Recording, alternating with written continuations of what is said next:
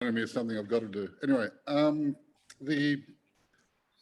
I should fill you guys in on the fact that Singapore, for its first time since the 1970s, has had a net drop in population, most of which was expats leaving, and a disproportion of those expats are Australians and Kiwis, because guess what?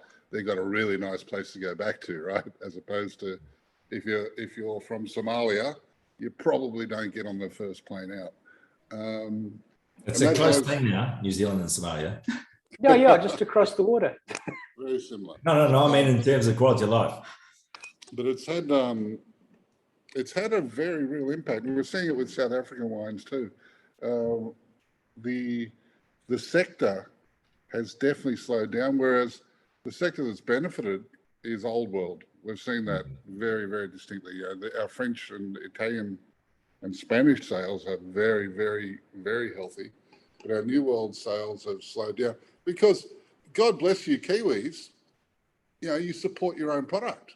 And when 10,000 of you go back home and are no longer on our database, and God bless you as well, you also drink like drunken sailors, which is great. But it's made a noticeable impact here. Noticeable impact. But hopefully that'll change soon. Not sure. We'll see. But your stuff, that's why we're delighted to have such a good reaction to this tasting. It was really good. Absolutely. It's really fantastic. Really happy about it. Yeah.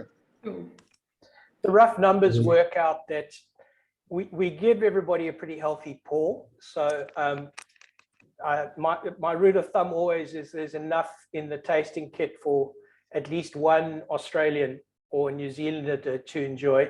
Most sensible people, you probably get two people per kit. So depending on the demographic, it ends up at a little bit over 2 per household. And judging by Dan's chaotic audio just now, there's more than 2 people watching wherever he is tonight. Excellent. So the pours are, we put out 6 jars. So 6 wines, 6 jars, 125 mils each. So that's the way it gets done. You okay with that? Yeah. Okay, one section. Which is a good, it's a good drink for 2 people to share. Yeah, it's a So bottle. you'll probably have, of the 36, we'll probably end up having about 60 people actually. Okay. So we'll probably end up having 60 people involved actually drinking the wines tonight, of the 36 people who have something like that. got the kits, something like that. So we're really delighted with the response actually. Cool. Excellent. Well, we are living a funny old life back here in New Zealand now. Yeah, I've been following it on the news here. There's not a lot of logic, and there's a lot of politics. Tell me about it. I was in Europe until nearly a month ago now, 4 weeks ago. So I was living a nice free life and eating in fine restaurants over in Italy and France, and I came back and had 2 weeks in the Sudima and Rotorua, which is not a nice hotel. And actually, the hotel's interesting because it's situated between 2 odorous things. One is Sulphur Bay, which is basically as the name on the package says. It stinks. It stinks. And then on the other side of the hotel, you've got the city settling ponds, the sewage treatment. Nice. Nothing but the best. And then just outside my window, the kitchen vent was. So the thing is, I knew that I wasn't suffering from a loss of sense of smell.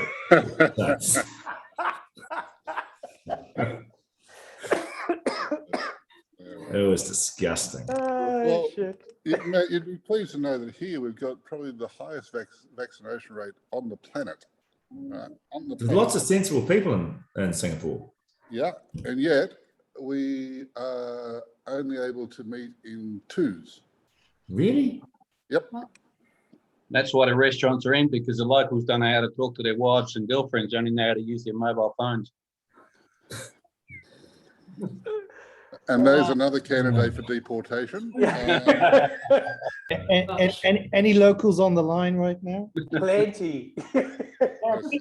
No, so it's really frustrating. Like, you know, a friend of ours just came back from Italy, you know, after spending 3 months over there, maskless and partying hard and whatnot, gets off the plane, you know, fully vaccinated and wears a mask and can't go out anymore. So unless he's going out with one person. So it's really frustrating. A lot of people here are scratching their heads over precisely when they're going to let everyone loosen up a bit, but we'll get there. We'll get there. Yeah. It's crazy the different responses, isn't it? Because in Auckland, where there's quite a big Delta outbreak at the moment, and this city is basically all locked down, but you can still go for picnics with up to 10 people outside. One of Auckland's clearly value their picnics. You like this? A couple up in Northland who had tested positive, and all the quarantine hotels are full. So they were isolating at home. So they thought they'd have a party, invite all the friends around. Nice. Nice. I saw the great KFC smuggle attempt. That was Yeah, that's pretty special. That made the news here. That was great. Okay, we're on 7 o'clock, guys. So let's kick things off. I'd like to thank Matt and Sophie for staying up so late to taste with us this evening. A relatively youthful operation that's been going only since 2013, but it's definitely hit its strides. We're going to be tasting some extraordinarily good wine tonight. The business model is one that's particularly successful because of the fact that they're drawing off sites from all over New Zealand, 9 separate single sites. I can't imagine how difficult harvest time must be for you blokes bottling, and I can't even imagine how you do that because it's all over the country. But there's no question that it's you know, I think we've been working with you guys for about 4 or 5 years now. Started with the abstract Sauv Blanc, I think it was. And the thing that struck me over the years that we've augmented our inventory with you guys is constancy of quality has been absolutely fantastic. And the fact that you're expanding and able to drill down into these unique sites. I'm particularly excited to look at these 3 2018s with you tonight. You know, one of the benefits of doing a digital tasting as opposed to a wine dinner is, I remember the last time you guys were in Singapore with us, it was one of those classic dinners. You arrived 45 minutes before the dinner started, all the way from London. Had dinner with us at God knows what time it was in New Zealand. And it's often in those sort of dinners one doesn't get the chance to really sit down and get to grips with the wines as we can in this kind of environment. So I'm delighted to be able to hand over to you guys now. Just in terms of the people with us tonight, hoping you've got 6 glasses. If not, please save 3 of your glasses for the Pinots, because those will be particularly interesting to do side by side. But handing over to Matt and Sophie from here. Great. Thanks, Robert. Yeah, we're delighted to be here.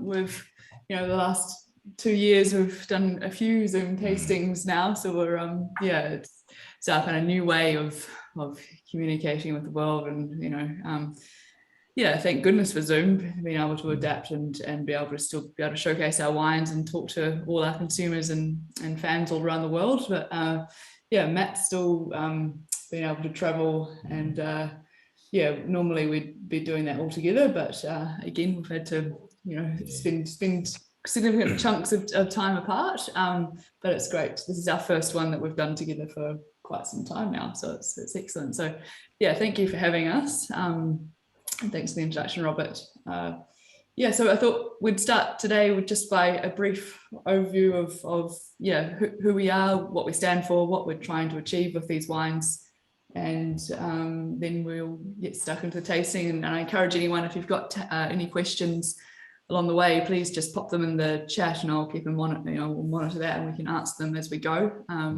We wanted to make this as interactive and educational as possible. I do like the way that Robert described it as a youthful operation. I wasn't sure if he was referring to Sophie and myself, or just Sophie, or perhaps the age of the operation. I'm not sure. The age of the both. Let's go for both. Anyway, I'll take the compliment. Thanks, Robert. Anyway, so yeah, Sophie pointed out that I've just come back from Europe. That was my 29th European harvest. I've done 29 here as well, looking forward to my 30th. And I don't think anyone else has done that many without missing one. It has had its challenges, particularly the last 2 years, but I don't know, it does change our perspective on things. I think you live in New Zealand, you work in New Zealand, you become quite insular, and you tend to dwell on what you do as a country rather than be a bit more outward looking. This forces us to look from outside. And in addition, as part of that, Sophie now has a master wine. How long ago was that, Sophie? Oh, Some ages ago now. yeah. About 8 a months. year ago, Yeah. 8 months, yeah. So that journey which we took together, really, because I was serving a whole lot of blind wines, it forced us to look outside our comfort zone. We all do it. We still do it to an extent, but we all tend to buy the wines that we've had the most enjoyment out of. So for us, we drink a lot of Barolo, a lot of Tuscan, a fair bit of Northern Rhone. So this forced us to explore Rioja more, and that's always good, to be forced out of the comfort zone you tend to inhabit. Yeah, and I guess that is the strength and the backbone of Blanc Canvas, and it is that we draw inspiration from the wines that we like to drink from around the world. We're constantly looking for inspiration in other wines, and and the international experience certainly helps us, we believe, to make better, more exciting, more engaging wines that are not just your run-of-the-mill New Zealand standard wine. So we're looking for texture, we're looking for layers of complexity, and I guess that you still using that beautiful New Zealand fruit, but perhaps with more of a grown up savory expression of a lot of the wines. But hopefully we'll see that as that common theme as we go through the wines tonight. So just as Kiwis, we loathe to talk about ourselves, but I kind of thought it's important, because Blanc Canvas is Matt and I. We're it's a 2-person team. It's pretty small. We've got Matt does all the winemaking, and I'm a glorified cellar rat and do all the other stuff that goes along with it. So I think together we are quite a good team. Matt's got his Masters of Science in yeast biochemistry, and at age 16 had kind of decided that he was wanting to be a winemaker, and kind of fashioned his winemaking his degree to suit that, and has done a huge amount of villages overseas, and I don't think any other winemaker in New Zealand or even the world would have done such consistent back-to-back vintages. And we've actually got to update that slide, I see. And each hemisphere. And then myself, I came from a winemaking family. My father was a winemaker and brother, and kind of grew up in the winery and hospitality kind of scene. But I kind of decided that I needed to have a profession under my belt, so I went into law, and I can relate with Lou and in that regard, and somehow we both ended up back into wine. And I think there's often funny connection with law and wine. You can find plenty of ex-legal people in the wine industry. So that's really helped from a lot of respects. And that's a good point. I find that a few glasses of wine usually helps a discussion and argument along, and you usually resolve it faster, but that's just my experience. Absolutely. No, there's a lot of truth in that. I think we should start tasting some wine soon. Yes, absolutely. Yeah. So let's pour out our first wine tonight, which is two Sauves side by side. It'd be very cool, because they just demonstrate such expressionism for different reasons. So these two wines are from the same vineyard. They're different years, obviously. The abstract's 2018, and we'll come to why that is. But they come from the same vineyard. It's a Holdaway vineyard, which is in Dillon's Point, which is quite a special location for Sauvignon Blanc. We think it's the best part of Marlborough to produce Sauvignon. It creates intensity. It's got a saltiness that comes from the soils, very near the sea there. It's cool at night because of the easterly. That that sea's cold. If you're swimming there, you swim fast and not for long. In summer, it gets right up to about 18 degrees, so it's not that warm. Yeah, so you can see it's one of the easternmost of the Wairau Valley. So down there you get very deep, very fertile alluvial silts, and they are perfect for Sauvignon Blanc, because Sauvignon Blanc is a very nutrient-hungry vine, and it really needs a lot of minerals and silts to be able to grow a very healthy canopy, because it's that canopy that drives the flavour with Sauvignon. So you need really, really big canopies. So often the Sauvignon vines down there have 3 metre high canopies down there, which is quite impressive when it's in full swing. So yeah, Blanc Canvas is all about single vineyard expressions, and that's our kind of point of difference. We really like to show the focus that a single vineyard site delivers, and we've been working with Holdaway Vineyard and Holdaway family since 2016, and we do believe that Dillon's Point will eventually, and it is sort of already now starting to be recognised as kind of a Premier Cru Grand Cru site of Marlborough, if you like.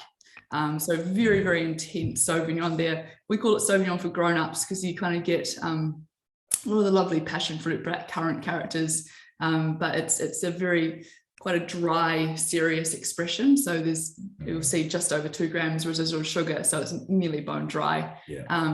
But yeah, it's all about the fruit intensity, and the palate weight you get from this is incredible. So when you taste it, just focus on the fact that you don't get any phenolics, which are those kind of tea like banana, skin, citrus, pithy notes. You don't get that because there's no skin contact with this. And then in the finish, you'll notice that there is a saltiness. It almost is like a sea oyster saltiness. And that, for me, is a marker for Dillon's Point. The other thing, you don't tend to get grassy notes. You tend to get more that tropical expression. And it's all passion fruit, Matt. If you rub a passion fruit, you get an aromatic passion fruit note. Lou? It's all passion fruit, it really is. Yeah. No grassiness in that at all. It's very distinctive. Yeah. I should actually warn you, it has been known to be a powerful aphrodisiac. Not in my household. You might need a Magnum, Lou. I'll need a gold bar, I reckon. Yeah. But yes, moving aside from aphrodisiac talk, it's this is your classic Marlborough expression. And then the next wine, which you will hopefully have in your second glass, is our abstract. So it's a really interesting exercise, this, because they are, as Matt explained, from the same vineyard, but just very different winemaking techniques. So the abstract is, if we just go forward here, we can flip that to that. The abstract Sauvignon is from a dry farmed parcel of that vineyard, which is quite rare for Marlborough Sauvignon, so it's no irrigation. And that's because the roots go really deep into that soil and can access the water down below. It's hand-picked, and we whole bunch press the hand-picked fruit. So we're really looking at minimizing even more the skin contact that we get. So it's just the free run. So that's also one of the fundamental differences between these two labels. The one is irrigated, the other one's completely left to its own accord. So I imagine the yields are much different, much lower yields on the dry farm. We actually drop a little bit off the dry farm portion to make sure it is a bit lower, because I think aromatics, as the year goes up a bit, you still get plenty of those, but if you're looking for weight, I think you need to get yield down a bit. The other aspect with the dry farm bit is that you do get a bit less vigor, you get a bit less leaf, you get more exposure, because it's really important you lose any trace of herbaceousness. Right. It seems to show more blackcurrant, and there's an almond note. That almond muskiness is from the full solids and the full solids as well. Right. So when we say full solids, usually when you make white wine, you tend to you settle the juice after you pressed it. So you get rid of the pulp, just like your orange juice settles out in the fridge. You do that and you ferment it clear, and you might or might not filter what's left over. That tends to give you these slightly musky almondy notes, which is an intentional feature. We've also found actually there's quite a lot of overlap stylistically with white Bordeaux. They've got a similar flavour spectrum. Yeah. I think there was a question there. Is anyone getting struck match? Yeah, there is struck match. Okay, all right, that was me, Flintiness. Matt. Sorry, that was me, because I was thinking, is it just me? But yeah. No, it's us too, Lou. Yeah, and that's part of that stylistic complexity that we're looking for. Just, you know, and I guess it's that more savoury expression. And It's a lees. Yeah, it comes from lees. that time on lees. So this spends about 14 months total on lees, and that's most of that is spent in oak barrel. So it's that it's French oak puncheons. They're 500 litre barrels, so they're bigger than your average barrique, so double the size basically. And we leave it there for 12 months, totally undisturbed. Basically, we don't do any lee stirring or anything, just leave it there to its own devices. And that really helps that kind of nice flinty kind of character that we like, because we think it kind of bridges the fruit and the kind of nuttiness of the oak. Other interesting sales points on this. I didn't realize that you only produced 400 cases. There's two other labels that we sell with a similar style from that region, much greater volume produced and significantly more expensive. It really came home to me looking at our price point on this at $40 Sing represents extraordinarily good value given the terroir and the value of the terroir and what actually goes into production of this wine of this quality. Yeah. So real kudos to you guys at bringing it in at that price point. Yeah, we want to make sure that our wines are accessible. So you know that's a big driving factor for us. But yeah, I think for me, I just love the texture of this wine. It's about the more you think about the kind of the layers as you take a mouthful and you think about how they kind of interplay on your palate. It's just a really enjoyable wine. I think it's quite diverse in terms of how you can match it with food too, because it is kind of a more full-bodied example, richer example. You can match it to a wider array of dishes.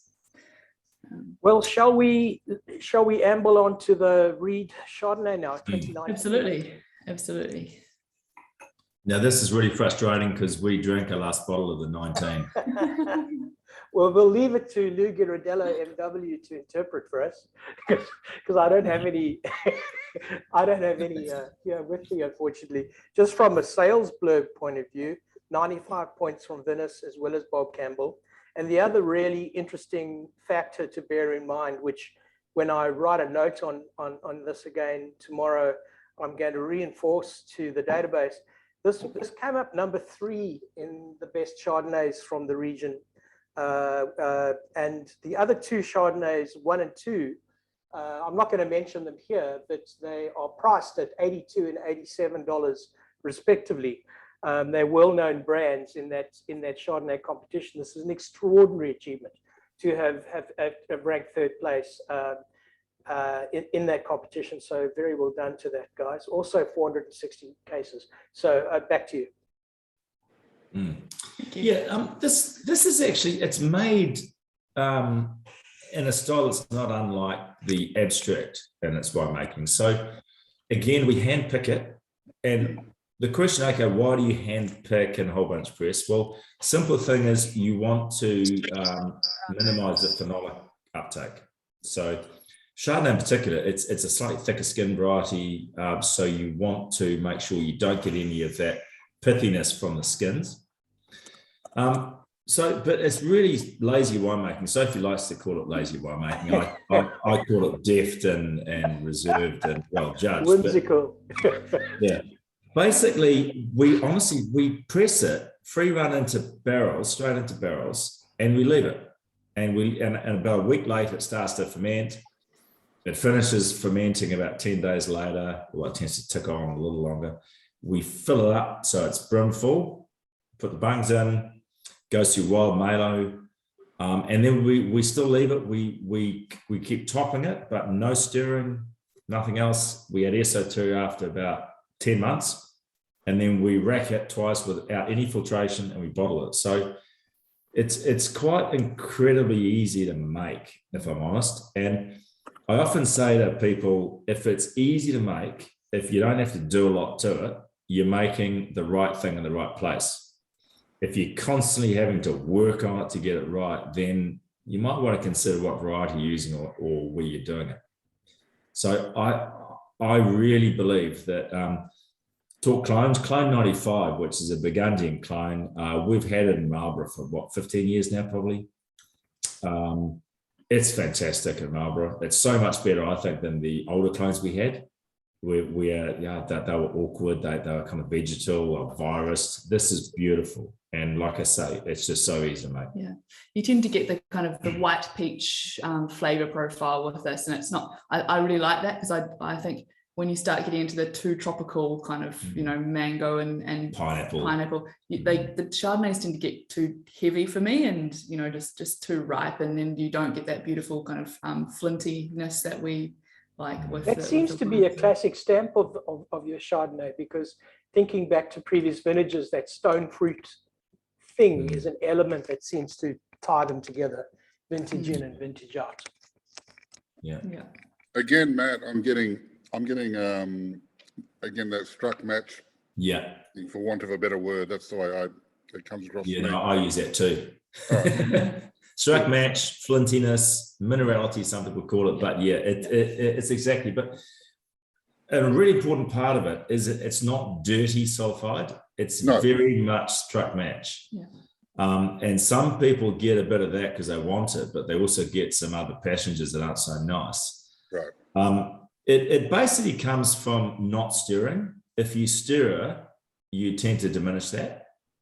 So we like it. We think, especially the Chardonnay, it fits between the smokiness of the oak and the sweetness of the fruit, and you get a kind of seamless flavor. I've always liked it in the wines of white Burgundy as well, the producers who get that. I think it just adds a bit of a dimension. We certainly like it. Consumers, we tend to find like it a lot as well. I tend to find winemakers who don't like it as much are the ones who don't know how to do it.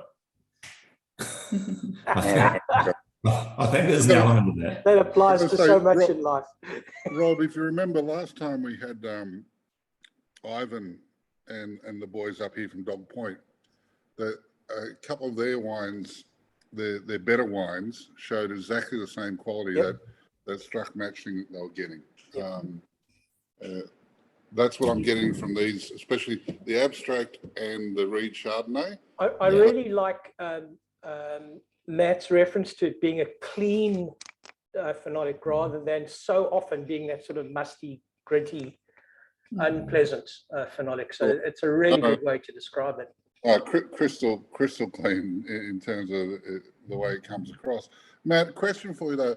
Over time, unfortunately in our household, this sort of Chardonnay doesn't get to last very long. So over time, what happens to that? Does it meld in and become less obvious? Yeah, it's a good question, Lou. Yes, the answer is yes. Over time, that flinty struck match note tends to reduce. It backs off.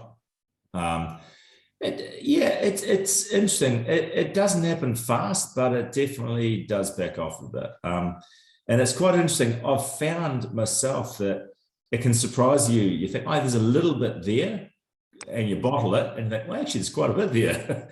So it can change a bit during that bottling process, but certainly in general terms, it does reduce over time in bottle. Yeah, it's for us, like we particularly like it. So we tend to be ones that when and if we on the rare occasion that we do get to enjoy a white Burgundy, because they're so bloody expensive these days, we would prefer to drink them earlier because we tend to like that kind of that struck match character, and they do definitely over time. You know, I'd say like a six-year period after that, they do dissipate. All right, so shall we? what do you guys see as a sort of cellaring window on this? Where do you see the peak drinking window? Well, look, you know, I don't know. We did a little bit of Chardonnay, made in exactly the same way in 16, which wasn't as good a vintage.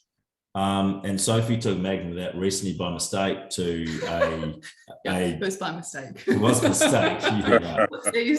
Yeah. And she tells me it was very good. No, it was stunning actually. It was that was the first Chardonnay we made under blank canvas in 2016, and it was at a judge's dinner for the local wine show, and took that around, and everyone was like, wow, this is really looking really good, and it still had the struck match, which was interesting. I found that interesting. So yeah, I mean, we're confident that it's, you know, well, I'd definitely be confident with 8-10 years, and I'm sure, you know, you get plenty of longevity beyond that as well. Yeah. Funny enough, I do like it young as well, though, Lou. Yeah, we noticed that's the way you're married as well. As soon as he said that, I was like, oh, so, anyway. The Chardonnays I'm talking about. Gonna have to do so much editing of this call before I put it up on the website. It's gonna take me hours. All right. I was hoping you wouldn't understand my accent anyway, Lou. I'm just insanely jealous. I'm sorry. Just to point out, guys, the number 4, which is from the Anthem Vineyard. I think, have I got these the wrong way around? Oh, it's okay. We can do it. We can. Is that okay? Yeah. We probably would have made sense to do the Escaroth first. Let's go to jar number 5, guys. Okay. Cool. The Escaroth.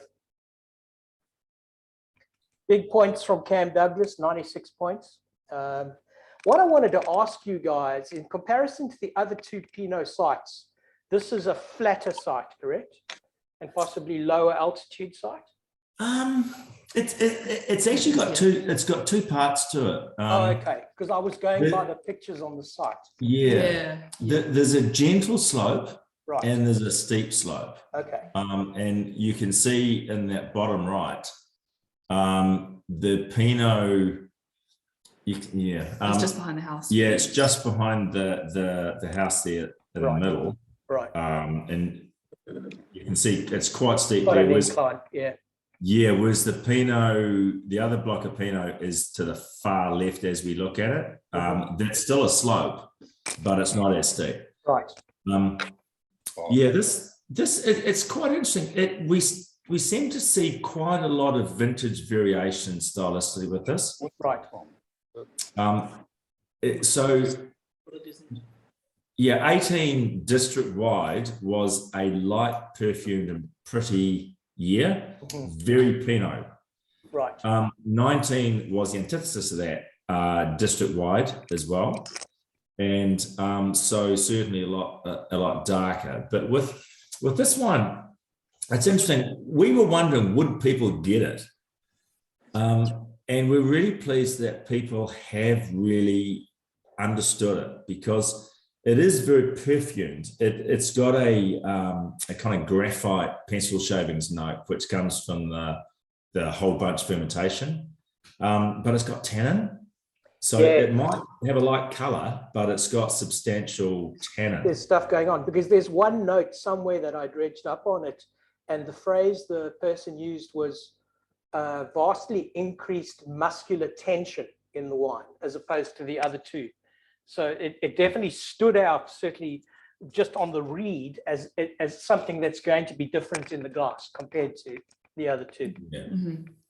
Yeah, this is there's they're very, very old clay soils, so naturally low vigor, but we have found that this does produce very quite muscular tannic framework, and that's why we think, you know, that the whole bunch inclusion does really complement this site very well, and it normally sits around 50%, but as Matt kind of was alluding to, 2018 was a year that it really did need that whole bunch inclusion, because obviously when you have whole bunch and then you've got the stem tannin as well, and so because it was a lighter year, in general, just generally thinner skins for the Pinot, so less fruit tannin, less colour. But that stem tannin was really important for providing that structure. And I actually think a lot of the 2018s were a bit unfairly kind of written off by some commentators because of the color. Yeah. But I think like that they're actually it's one of my favorite vintages because it is so perfumed and fragrant and lots of pinosity involved with the wines. I remember the first couple of Volnays that I ever came across were that rose color, and I thought, sit down and just knock this back in no time. And the moment it comes in the glass, it's got a whole different character. I love that kind of duality of the wine. It was always something that appealed to me. It's quite interesting. My journey through Burgundy in terms of the places I appreciate the most. I think early on, I developed quite a thing for Gevrey Chambertin because they're powerful, they're rich, they're darker. And then I've progressed right through to Chambol and Volnay. They're the two places I actually get the most pleasure from, and it's all about perfume. They've still got tannin, but they've got perfume. And I guess that's what we're trying to do. We're not trying to make dark Pinots because it's not naturally a dark variety. We're trying to make perfume Pinots with some structure, but elegant. And at $49 a bottle, it's definitely the lesser price of the three Pinots that we're tasting tonight, but delivering hand over fist. It really, on the notes, is definitely showing us it's going to hold its own water tonight against the other two. Absolutely, this is a really delicious match with seared tuna. Yeah. So Matt's quite a good chef in the kitchen. I did miss him when he was away, but he kind of created this seared tuna dish with a bit of soy and ginger and sesame oil. And I see someone said Dan's talking about that. Yeah. And I thought that's interesting because that's exactly what I use in the tuna as well. You marinate it with a little bit of sesame oil. Yeah, but just the lovely gaminess of the tuna just matches really nicely with the savouriness of the Pinot. Well, Lou promises us that he's a fantastic fisherman. So when next year in Singapore, maybe we can put all these talents together. Sounds like a great opportunity. It would be amazing. It's not a promise, it's a fact, all right? Get it right. Now, the name Escaroth, where does that derive from? That's a good question. From nutcasters, honestly. The people who own this vineyard, this is a true story. If we're taking visitors up there, we always phone ahead. Do not surprise Andy on the vineyard because he often drives around bird scaring with a shotgun over his lap and his underwear. Does he keep bees as well? Because that's what we're it sounds like a beekeeper. Turkeys. Well, turkeys. But the question I have, are the birds more scared of the fact he's in his underwear with a shotgun? I'm just not sure. Yeah, no, it is what I can do. So yes, they Andy and Kaina live at this property. So basically, another interesting point is that all our growers, they live on the vineyards. So we don't work with any growers who aren't actually living and breathing their vineyards every day. So they live here. This won't be living much longer the way he's going. But the actual term Escaroth, of course, has got Tolkien over. Yes. Exactly. Yes. So you can see there the dragon, that's supposedly Smaug, and Smaug was it's a Tolkien nutter then. All right? Yeah, it's for quite. those who don't know, it's one of the hobbits. Yeah, so that dragon's quite big, and you drive under it, and they had it set up so that as it drove under, it breathed fire out its mouth. Oh my God, that's so crazy. And then the local bogans, as we call them, discovered it, and they were driving up and down, making it breathe fire. Right. At least the flames are coming out of its mouth. Yeah. Yeah. It's not an Australian dragon, Lou. Oh, clearly. So because my wife here was wondering, because she's a Tolkien nut, she was saying that this is a Hobbit. This is a Hobbit reference, and she's right. Okay. Oh, she's spot on. She's right. Spot on. So let's go to number 4 now, off the Anthem Vineyard. The one thing I wanted as a scurrilous salesperson, just to point out the fact that Alan Meadows has given this 92 points. And if one considers what 92 points from Meadows for anything in Burgundy costs, the value of this wine is extraordinarily good. So please forgive me for being so brazenly commercial before we start tasting it, but it really is a very strong sales point. So over to you guys. Thanks. Can I point out, Robert, that New Zealanders are terrible salespeople. We tend to shuffle up and say, "Oh, we think our wine's okay. We'd like to try it, maybe." No, I tend to embarrass you constantly by shamelessly selling it every opportunity. No, it's good that you're good at that, because we aren't nearly as good. I can assure you. So thank you for that. You're welcome. Yeah, so no, Anthem Vineyard. So this is traveling down south, down to Central Otago, and Matt and I actually both grew up in Central at various times, but and in various parts. So Central Otago for us is quite dear to our hearts, and we've both still got family there. My dad's still in Bannockburn, currently building his tiny home on next to the river there, and Matt's folks are in Wanaka, so it's a good excuse for us to have a tax deductible reason to get down to see them. And I really appreciate that. And so the Gibson Valley is one of the sub-regions that we really identify with and really love. So it's the coolest sub-region for Central Otago. And if you think about global warming, that's going to become more and more relevant as we progress through the years. And we love the Anthem Vineyard because it's actually one of the older planted vineyards in the Gibson Valley area. Judging by the picture, am I right in location in saying it's between Gibson Valley Winery and Duncan at Mount Edward? You're somewhere between the two if you drew a line. Yeah. And altitude-wise, fairly high up. Is that be about right? Yeah. Okay. So if you know where Varley Vineyards is, it's just next door. Right. Basically towards Okay. Queenstown side. Yeah. So Grant's the neighbour, and In fact, he came down and tried to steal some berries in this harvest, and he said, "How much for it?"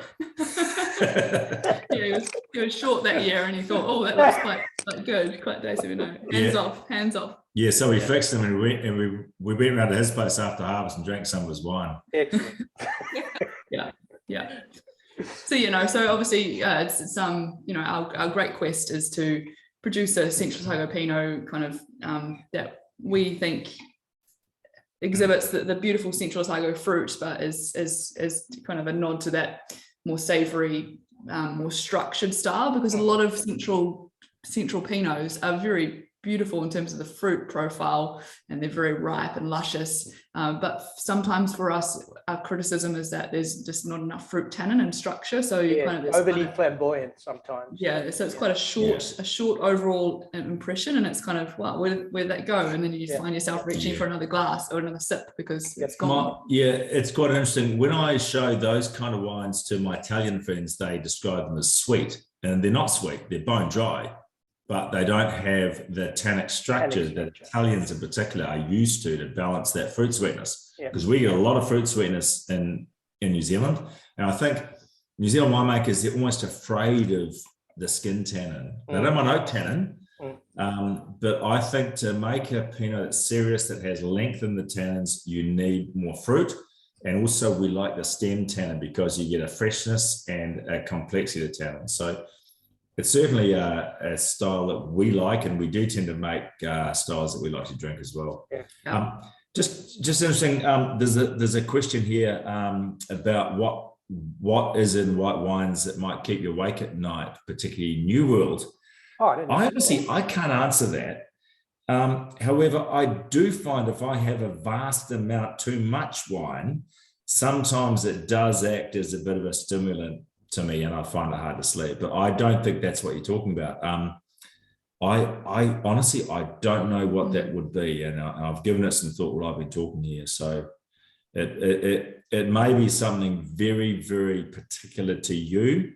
Wine is very, very complex, there are all sorts of things in there that may affect individuals. So, but yeah, if you observe the pattern, that'll help you. If you want to stay awake at night, drink more of that. Yeah. So how would you compare so if we're talking with the Gibson Valley Vineyard, definitely more muscular tannic structure. The Volta is leaning more into a more eloquent, nuanced kind of style. Would that be right? Yeah, the Volta is from a warmer part of Otago, much warmer actually. It's I would describe it. Queensberry is a bit like Bendigo. Right. It gets quite warm during the day, and it was very ripe. So it's darker. I think it's more plush. It's a little less perfumed, I think. Okay. A little less elegant, but it's round and full. So it's quite a good contrast, I think, stylistic wise, and it's all about the place. And that you talk about this glacial mineralities and schist and quartz. Is that playing through in the texture of the Pinot? Because I would imagine that'd be another qualitative difference between the Gibson Valley and the Queensberry Vineyard. Yeah, I mean, certainly there is, like, Central Otago soil types are actually not as diverse as Marlborough. Marlborough, you've got like these very old clay soils as well as the alluvial silts, and they're polar opposites. Whereas in Central, you've got these different various threads from the different glacial kind of retreats and advances, but they've got the schist and the quartz and then gravels kind of interspersed throughout them. But yeah, certainly I think here in Queensberry, it's mostly the microclimate, that warmer, probably one of the warmer areas, whereas Gibson is the coolest. So you've got, but 2018 in general in Central Otago was a very warm year. So that's going to be emphasized even more. So you're looking at here, I think you get a much riper fruit spectrum in terms of its darker fruit. Yeah, you're getting more of that kind of Doris plum and a dark forest berry kind of compote, whereas the Anthem, I think, still exhibits that the raspberry kind of and red cherry and kind of possibly fruit. less temperature variance with Volta than you'd find in Gibson, because I would imagine the Gibson temperature variance must be off the charts. Yeah, the big thing is it gets cooler at night. Right. Okay, that's its saving grace. Yeah, it's more like a shift of both. Right. Yeah. So where is the Queensberry Vineyard? Exactly where? Yeah, it's a good question. So it's basically about halfway between Cromwell and Wanaka. So it's on the state highway. A bit close. Slightly closer to Wanaka. So if you know where Bendigo is, it's on the opposite side of the lake from Bendigo. Yeah, exactly. Because when I heard that you guys, when you told me you were doing Central Otago stuff, I went, oh no, because we've already got a strong list in Central Otago. Rob and I and Diane went to Central Otago in 2008 when everyone had just been murdered by the GFC. Yeah. And we were treated like good Samaritans because we went there with a checkbook and actually paid our bills, and because of that, we got long-lasting relationships with a lot of the winemakers down there.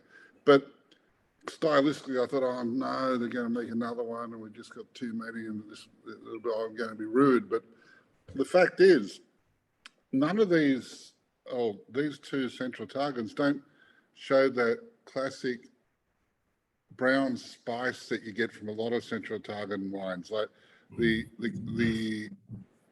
Gibson Valley one is all about that sage element that you get, that herbalness, that herbaceousness that especially comes with elevation, right? And it's not easily identifiable as a Central Otagan. And for our list, this is great because Duncan at Mount Edward used to pick fruit from just next to there, and he doesn't get the fruit anymore. I imagine you guys stole it, but so this is good. It fits in really well. Whereas this one here, again, we don't have anything from Bendigo anymore, but on that Wanaka side, this is not, it's not what you'd say. I mean, it's richer, it's denser, it's plummer, it's broader, but there's none of that brown spice that you would typically expect out of a Yeah. Well, running the I was mills. wondering, remember Wild Earth before it got involved in Bannockburn? Wasn't that Wanaka? The original Wild Earth plantings? Where was that? Quinton's. Quinton, yeah. Quinton, he was at. You then sort of Pisa. blending and it's changed. So let's Yeah. back in the day, I got a feeling that's where he kicked off. He was at Pisa, not quite up that Okay. north. Yeah, but Yeah. not miles Not away. far away, yeah. Mm. Yeah. No, but getting that way, getting up towards that direction. But he had to sell that vineyard after. Yeah, anyway. So there's a really interesting question from Colin. I noticed on your notes that it's free run only for Volta. Yeah. So what happens to the rest of the juice? Well, this was a one-off. So yeah, Una Volta actually means one time. So this vineyard is actually We sell So- our pressings. Yeah. Okay. Yeah, we sell our pressings. yeah. So we it was just such it was a beast of a Pinot, and I think if we were to include the pressings in this, it just would have been too much. And so we liked when we were just looking at the wine coming off just through the drain before we pressed it. We thought actually this is going to be exceptional as it is, and I think that it will be too tannic if we had the pressings there. So we decided to segregate the pressings, and then they ended up being sold to someone. And then there's a question about the sulfides as well. Can you see? Yeah, it? so sulfites. Yeah, total SO2 is very I can talk low. about this. Yes. Yeah. Okay. So our SO2 levels are very low, but we add enough. It's interesting. We've developed a few techniques where we believe the SO2 levels stay lower. One is a Chardonnay. Some of Chardonnays are as low as like 35 total as well, but the free is actually relatively high, and that's because I think leaving on full lees without stirring and adding it quite late means the yeast metabolize away some of the aldehydes that bind up the SO2, so you don't need as much. And I think the Pinot is very interesting for me as well, Pinot Syrah, because again, we're finding we don't need as much. We're getting good free, so we don't need as much total. And I think the whole bunch is a factor. I reckon there's something in the stems that's bactericidal, so you don't get the microbiological creep. Now, we don't filter our wine at all. So, some people think that's a risk, but I'm very comfortable. We have no issues. We tasted all our barrels 2 days ago, and amazing. No issues whatsoever.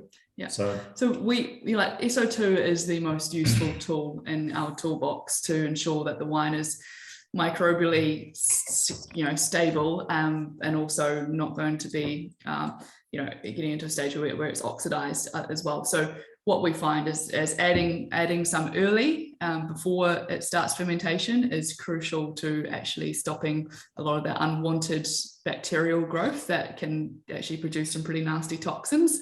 And then we are finding that we just monitor it, keep our barrels topped, and then we add a little bit before bottling.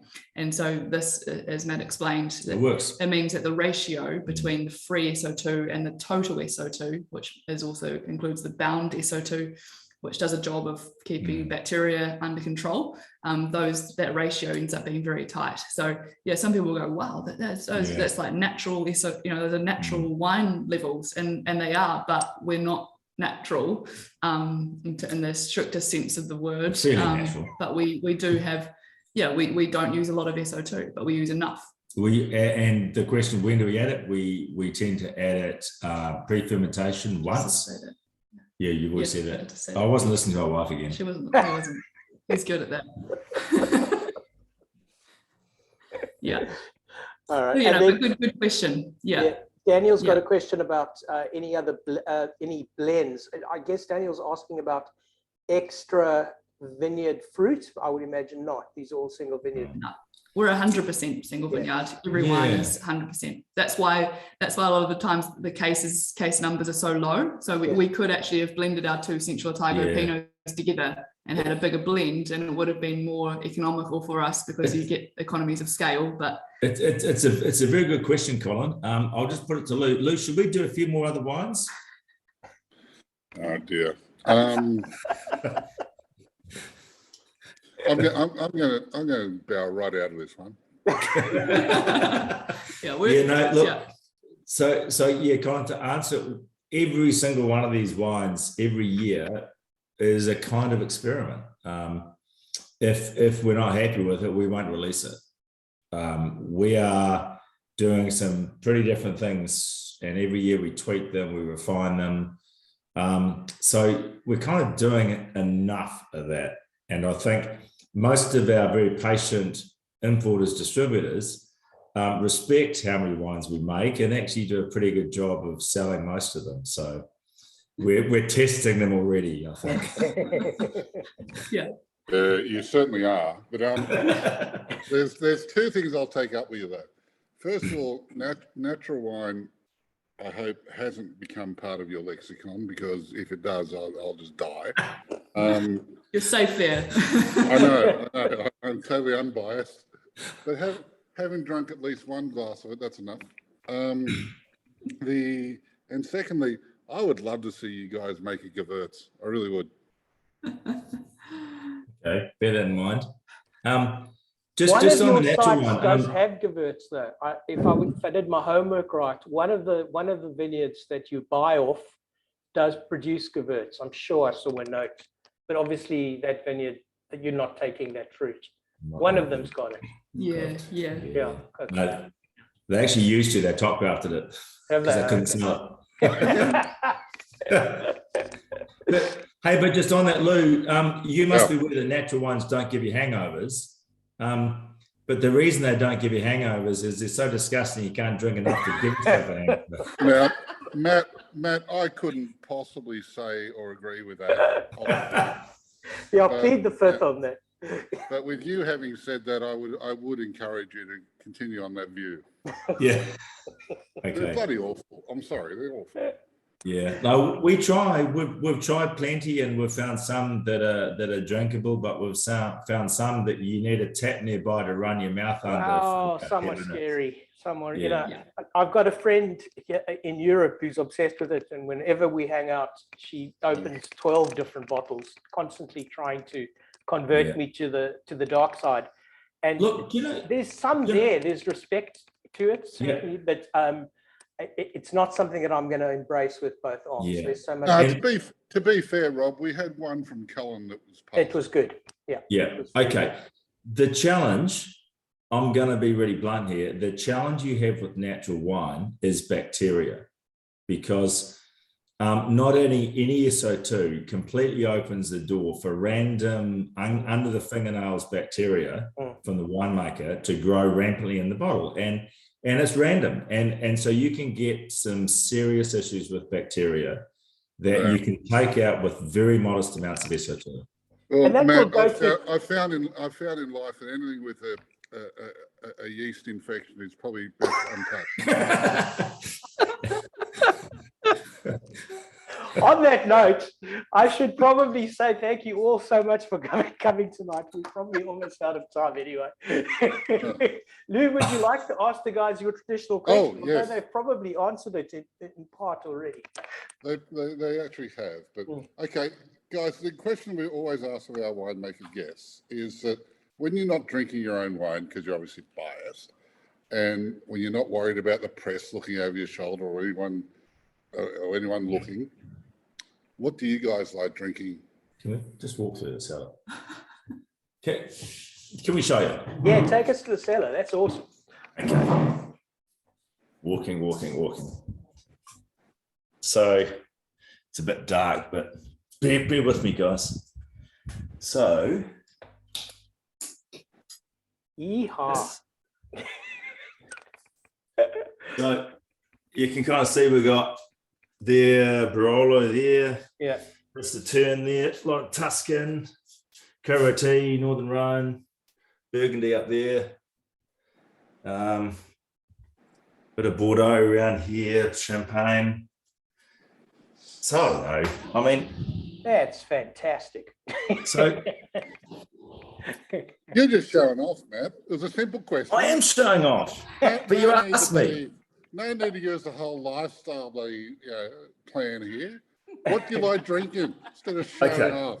Really simple thing there is we had to find a way to make this tax deductible, Lou. So that was the whole reason we come to wine industry. So what do we drink? We drink a lot of Barolo.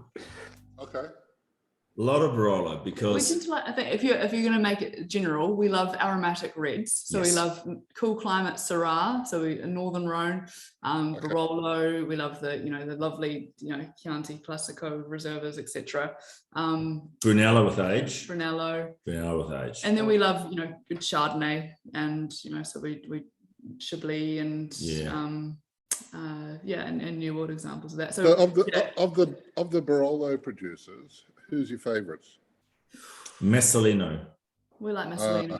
Okay, yeah. Messalino, they're amazing. They do a wonderful job. They don't charge too much. The margarita is amazing. Nice people too. Bodana, Luigi Bodana, the Aldo Vira. Vira. Yeah, Bricca di Viola.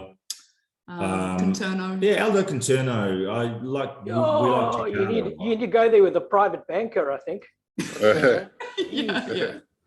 Yeah. Yeah. We know them pretty well, actually. Yes. Oh, and yes, you're very welcome to come and visit us, Daniel, Yeah. anytime. Where just look us Well, up. in fact, Yep. the travel lines are opening up to New Zealand very, very soon, actually. So hopefully some of our clients will make their way into Christchurch and then on to the rest of the island there. So, Well, been a long Lou, time. Lou, I just hope that when they open up the borders, that there are some Kiwis who stay here. That's what we're thinking about Singapore. Well, I know you won't. Yeah. Yeah. We've been All right, contemplating. then. All right. Thanks so much, everybody. Get a good night's sleep. Thank you for staying up so late. I appreciate You're it. welcome. Good Yeah. fun. Really kind of you. Great to Thanks, see you. guys. All right. Thanks. Good night. Yeah. Right. Nice.